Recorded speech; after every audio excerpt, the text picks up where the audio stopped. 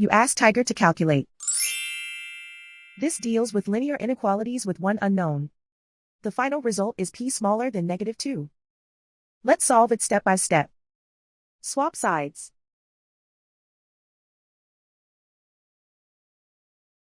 Group all constants on the right side of the inequality. Subtract 26 from both sides.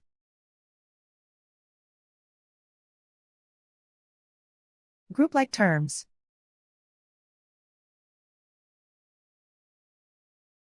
Simplify the arithmetic.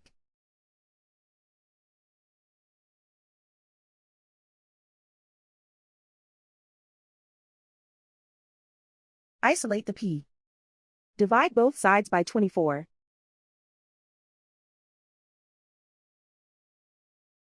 Simplify the fraction.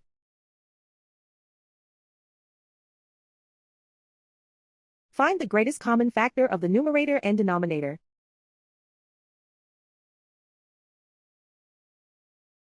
Factor out and cancel the greatest common factor.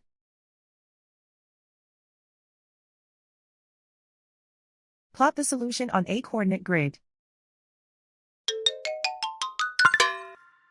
And so the final result is p smaller than -2.